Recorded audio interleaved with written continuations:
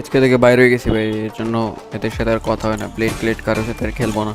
আসসালামু আলাইকুম guys. Team RSK থেকে নাকি ফ্লিক্সার বের হয়ে গেছে। এই ঘটনাটা আসলে কতটুকু সত্য সেটা নিয়ে আজকে কথা বলবো। আসলে যে কথাটা না বললেই নয়, রেড হক্সের মতো এত বড় একটা টিম যারা কিনা ওয়ার্ল্ড কাপের মতো একটা টুর্নামেন্ট খেলে আসছে, সে টিমের প্লেয়ার যদি একটা বলে যে ভাই আমি আরএসকে থেকে লিভ নিতেছি, অবশ্যই এটা যে কারো খারাপ লাগারই কথা। আসলে কি ফ্লিক্সার লিভ নিতেছে, এটা তোমাদের মধ্যে অনেকেরই প্রশ্ন। তো আজকের এই ভিডিওতে আমরা জানবো যে আরএসকে থেকে কি ফ্লিক্সার লিভ নিতেছে নাকি না, আর যদি লিভ নিয়ে থাকে তাহলে কবে নিতেছে, আর যদি লিভ না নেয় এটা তো তোমাদেরকে আমরা বলেই দিব। ভিডিও শুরু করার আগে একটা কথা, তোমরা যদি আমার চ্যানেলটা এখনো সাবস্ক্রাইব করে না থাকো তাহলে এখনই সাবস্ক্রাইব করে নাও। আর আজকের সাথে বেইমানি করে বাইরে হয়ে গেলাম। আর আজকে থেকে বাইরে হয়ে গেছি ভাই, এর জন্য এদের সাথে আর কথা হয় না। প্লেট কারোর সাথে আর খেলবো না। হ্যাঁ ভাই, আর আজকে থেকে বাইরে হবো না, বাইরে হয়ে গেছি অলরেডি।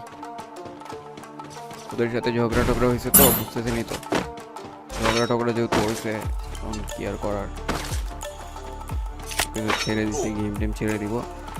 এটা এটা হচ্ছে শেষ লাইভ। এতদিন যারা সাপোর্ট দিয়েছেন অসংখ্য ধন্যবাদ। সিম্পেথি নেওয়ার চেষ্টা করলেন দশম শ্রেণীর ছাত্র ফ্লিকার।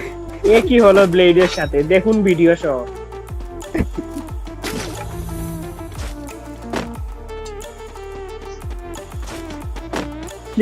ফ্লিকারের সাথে ঝামেলা হয়, নেজাদের নাক ফাটিয়ে দিলেন কাফি।